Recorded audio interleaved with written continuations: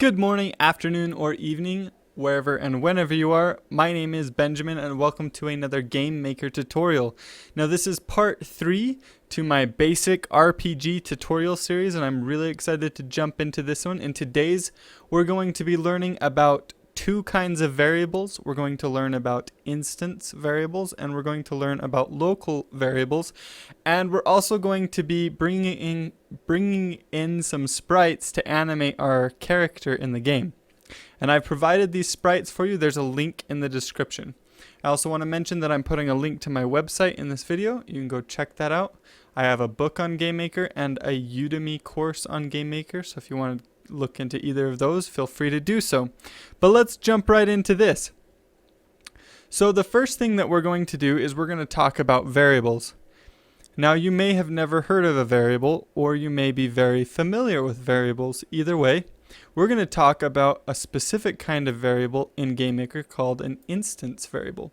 So open up your object player, and we're going to create an instance variable. Now the difference between an instance variable, there's a couple of differences, but the difference between an instance variable and a local variable is that an instance variable is available anywhere inside of this object.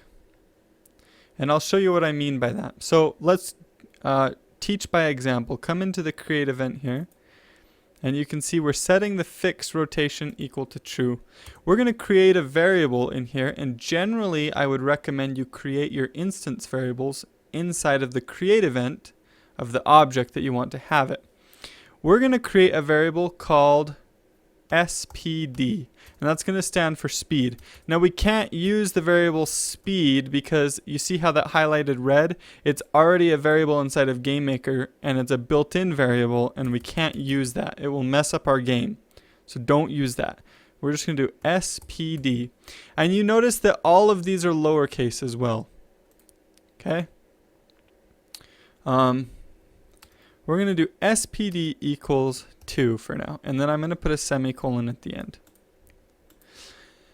Now we're going to go into our step event, and you've by the way, you just created the variable. You're done. You've created an instance variable. But now go into your step event where we have our movement code, and what you can do is you can come through here, and wherever we have physics position x plus equals 4, you can change this to physics position x plus equals speed. Now this is part of what I was talking about, how instance variables are available anywhere inside of the object.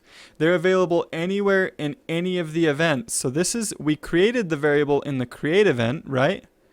But we're now inside of the step event, but we can still access that variable that we created in the create event. Now what's this going to do? Well, this is going to move our character to the right with, we're going to add the speed to it. Well, what's our speed? Our speed is 2. So now we're going to move to the right slower than we move the other directions. Let's run our game and see what happens. You can see we can move still, but moving to the right is a lot slower than moving in the other directions. So let's go back in. One of the benefits of a variable is that, let's say you want to change how fast your character moves. Let's change the spec to 4 right here. And let's say your character moves at a speed of 4, but you really want to make it move at a speed of 8. So you go through and you change all of these to 8. Well, you have to change it in 4 places, right? Maybe more. Maybe there's more code in your game that uses the speed in other places. So we just changed it to a speed of 8, which seems to be working quite well, but we had to change it in 4 places, and that's annoying. Well, let's say we're using speed in all of these places, the variable that we created. Okay? Now when we want to change it, we just change it here. Speed equals 8. And I'm going to hit F5 to run. I opened up the create event and went into this action and changed our variable speed to 8. And then it automatically changes it everywhere in the game.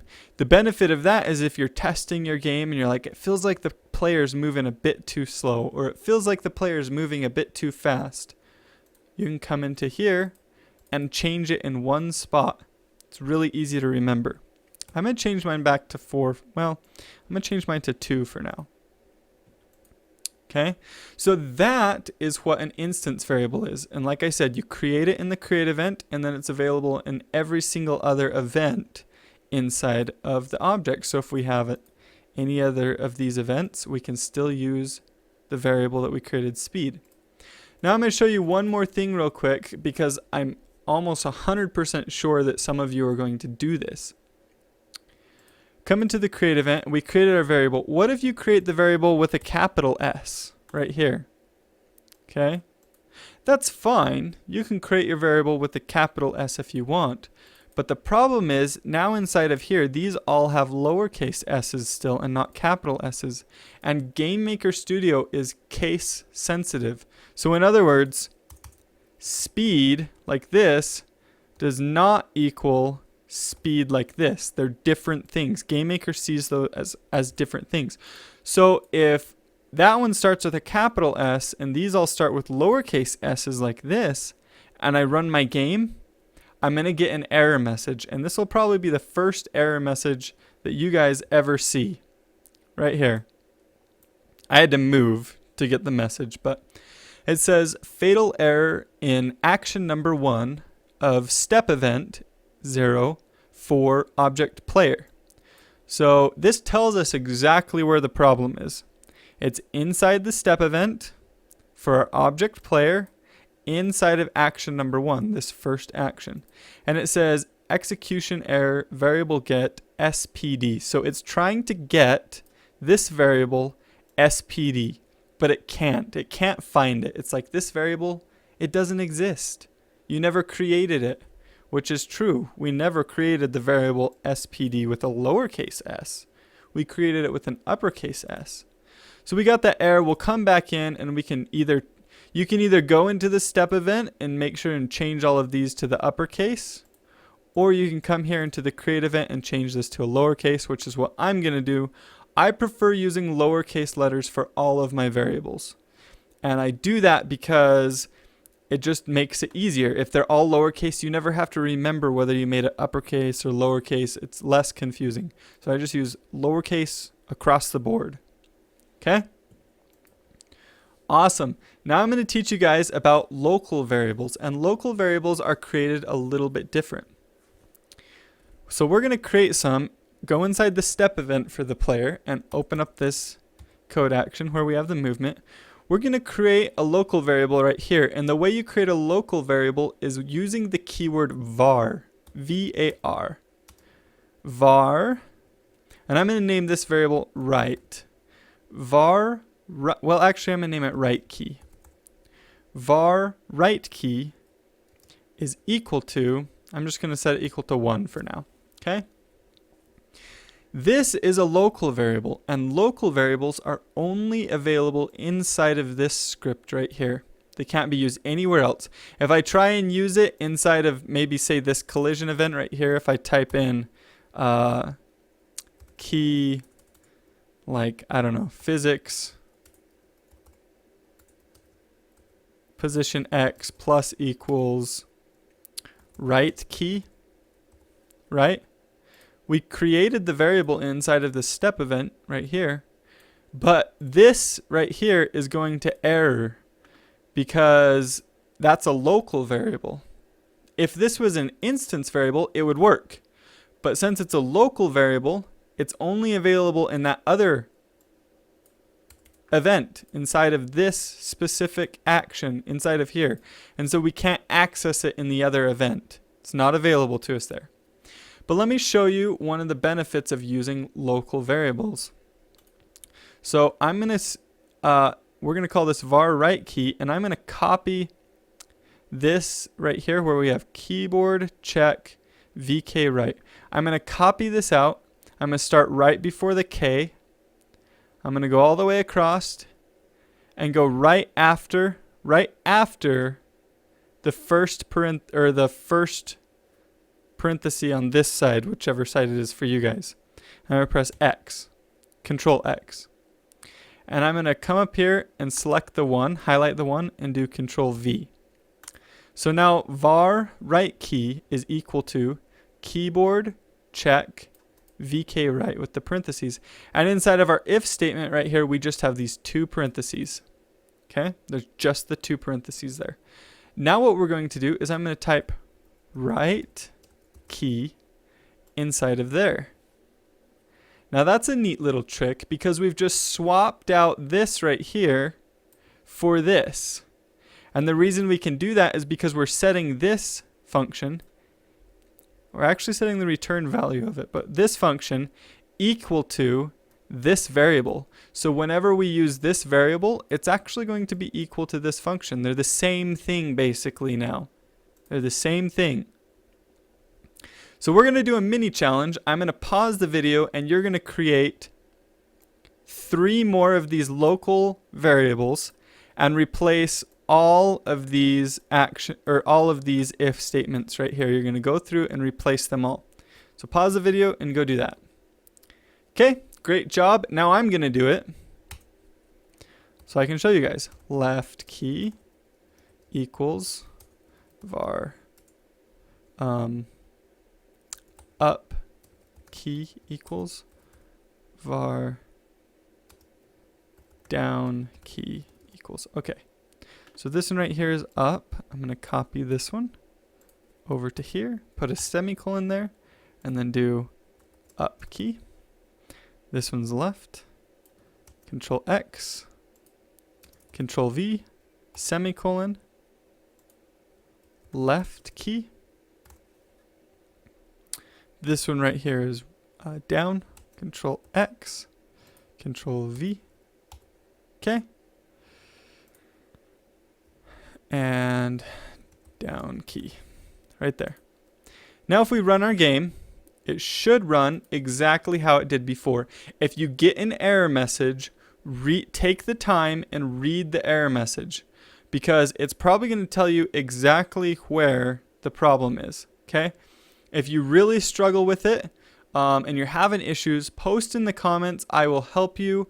I will answer your questions. Sometimes it takes me 2 or 3 days, especially on a weekend, to get to the comments.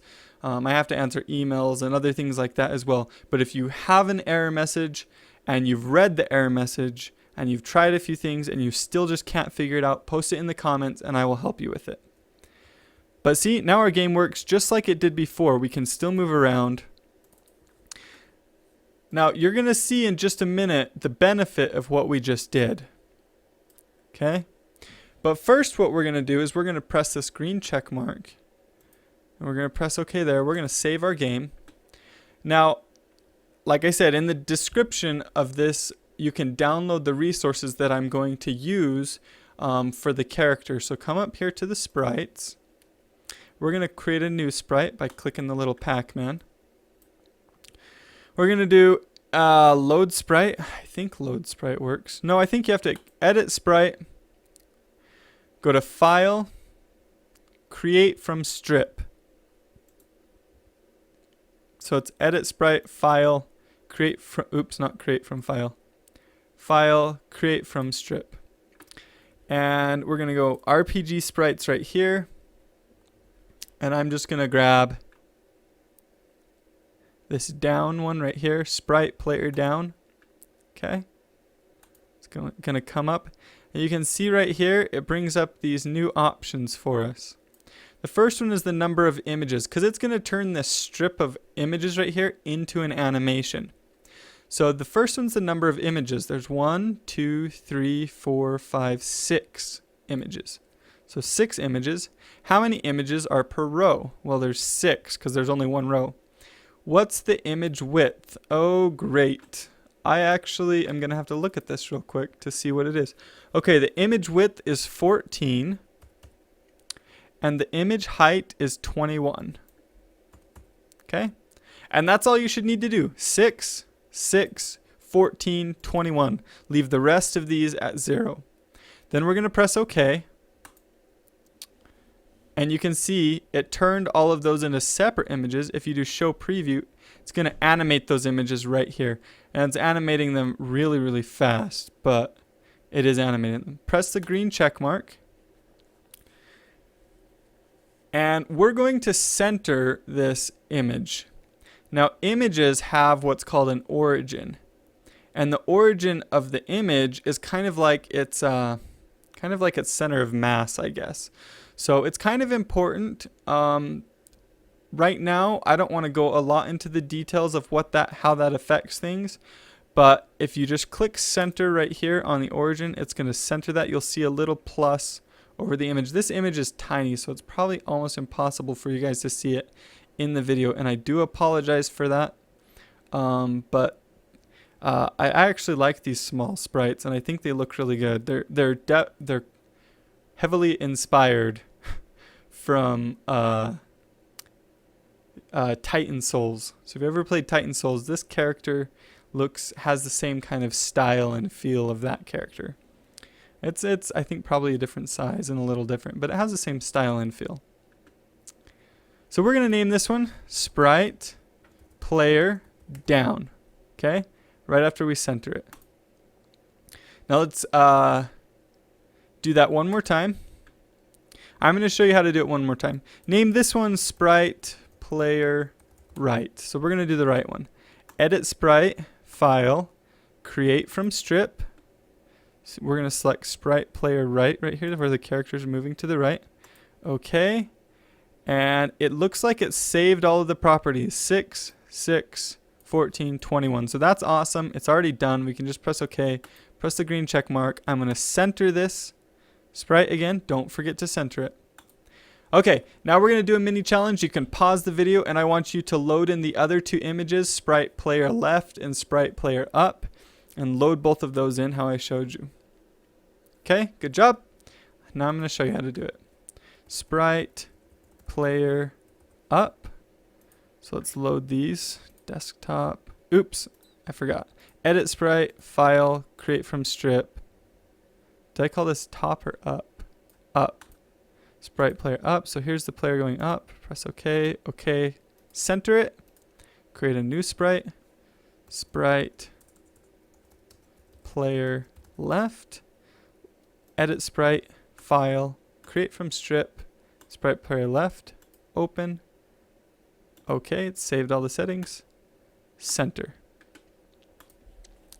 Awesome job. We have 4 sprites now. One for each direction for our character. Now come down to the player object, open it up, and we're going to change this sprite right here from the blue thing to the Sprite Player Down. Okay? Now what we're going to do is we're going to come in and we're going to modify the collision shape. Because if you click modify collision shape, you're going to see that that's a pretty big collision box for such a small character. So we're going to change this. I'm going to bring it up to about here. And there. And then I'm going to drag this. Let me see if I can. I wish I could zoom in further, but I can't. I'm going to drag these down to the players right below their head. Now the reason we don't want the head to be included in the collision box is because this will make it so our player can walk up to the walls. It's going to create like a little bit of a perspective, like a 2.5D perspective. And it's just going to look nicer. Okay, so we've assigned the new sprite to the player. We're going to press play right now.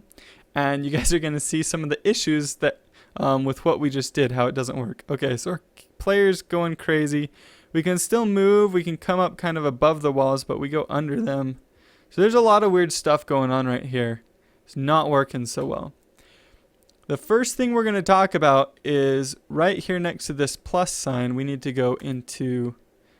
These are called the global game settings. We're going to go over to the Windows tab.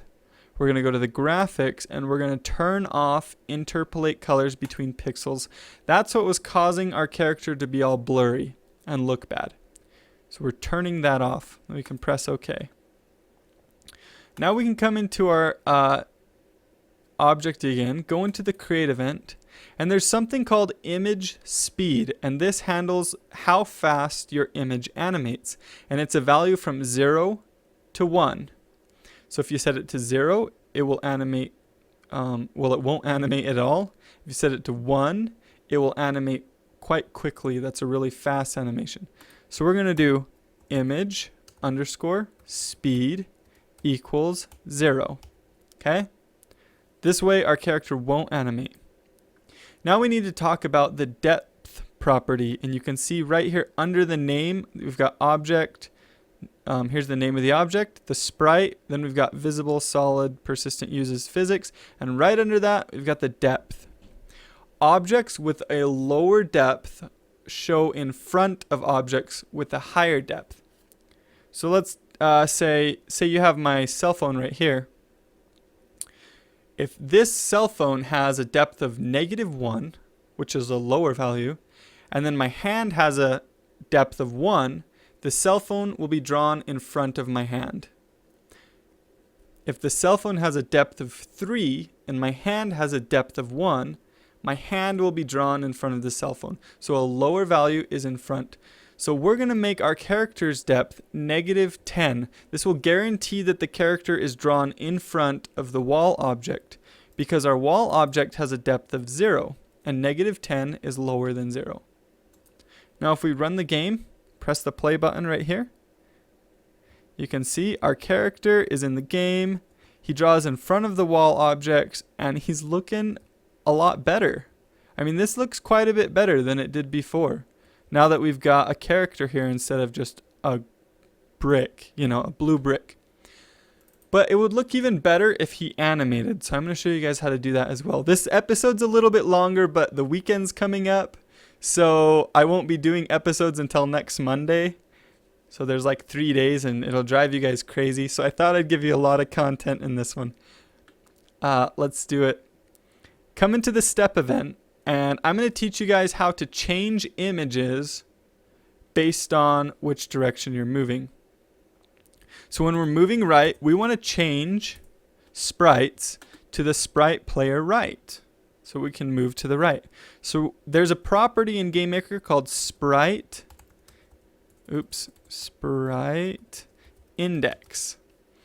And whatever this is set to, that's what will be drawn. So if we do sprite index equals sprite player right, this is going to change our sprite into the right one. Or if we're down here and we're moving up, we can do sprite index equals sprite player up. Now pause your video, do a mini challenge. I want you to do the other two real fast. See if you can figure it out. Okay, good job. That was an easy mini challenge. The thing I like about the mini challenges is that it forces you guys to try and do it without me. Now, as much as I really like teaching you guys, I would one day love it for you guys to go be able to program your own games without any of my help. And so that's what I want to try and do. I'm trying to train you, get you used to doing it yourself. So on this last one, sprite index equals sprite player down, semicolon. Let's run the game again and see what happens. Okay, our character turns now, but it doesn't look very good, does it?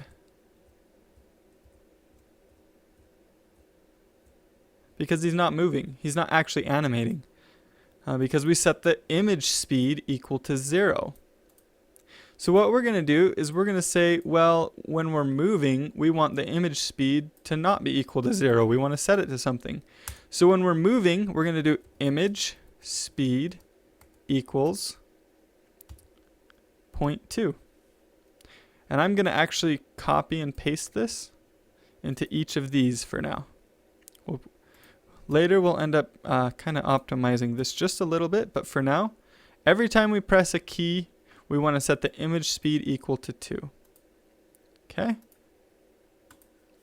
Let's see how that works. Okay, character's not moving. We start moving, and look, our character animates. That looks way better to have our character animating, running around the level.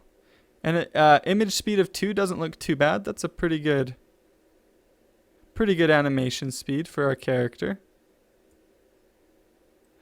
But if we let off a key, he continues to animate.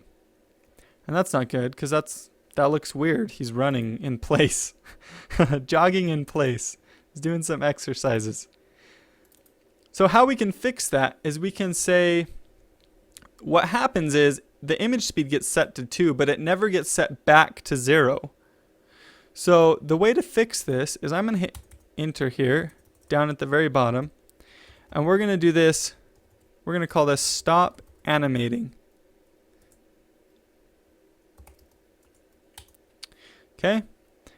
And the way we're going to do this is we know that the character's not moving if the player is not pressing any of the arrow keys. So the way that we can check that is we can do if. We're going to do another if statement. So I'm going to do my parentheses and my curly brackets really quick. If. Now there's a special symbol inside of GameMaker that means not. That means you're not pressing the down key or you're not pressing the up key. And that is the pound sign or the exclamation mark. On my keyboard it's Shift 1. Press Shift 1 to do it. But some keyboards are different. Yours might be in a different spot. So we're going to do if not down key and is an actual word inside of GameMaker that you can use because we want to check to make sure they're not pressing any of them. So we're going to combine all of these if checks into one. If they're not pressing the down key and they're not pressing the right key and they're not pressing the left key and they're not pressing the up key.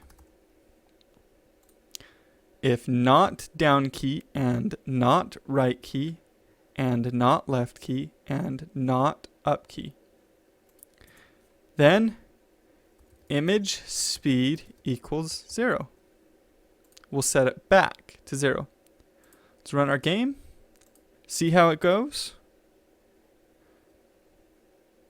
Okay, we're moving around. We're animating. It's looking good. Character looks really good.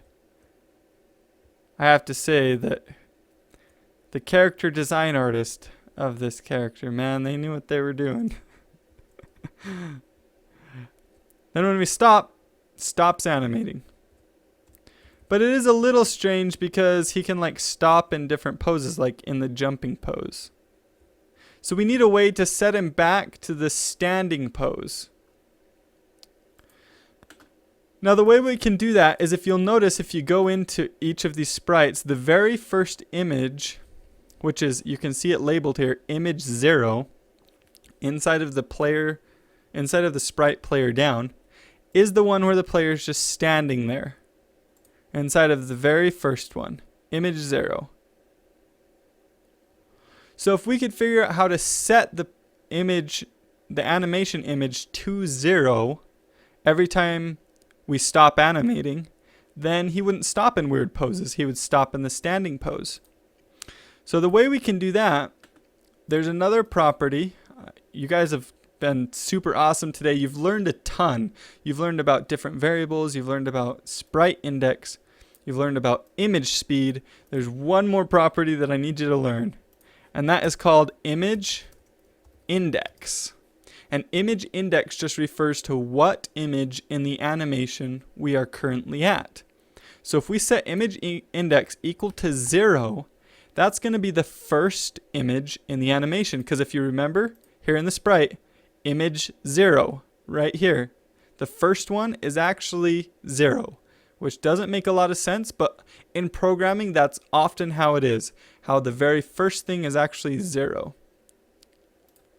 So image index equals 0. Now when we run our game and we stop moving, our character will go back to that first image. And stop moving. That's looking really cool. Looking really cool, you guys. You've come a long way. I mean, remember the first video? You guys didn't even know how to program. Well, maybe you did. Maybe you already knew how to program a little. but you're coming a long way. This is looking really good. I'm excited for you guys. So that's going to be the end of this video, though. In the next video, we're going to go into some other little tips and tricks, and we're going to start improving our RPG. I don't know exactly how the next videos are going to play out. I'm still planning them, but they'll be exciting for sure. They'll definitely be exciting. Here soon, we've got level systems coming up, enemies coming up. We're going to talk about finite state machines because we're going to add in a dash attack and or a dash, and we'll add in attacking and stuff like that. So all that's coming up. So stay tuned. Thank you guys so much for watching. If you like this video, if you learned something from it, be sure and press that like button and share it on Twitter and Facebook. That always helps me a bunch when you guys share it there. So thank you guys so much for watching, and I will talk to you guys next time.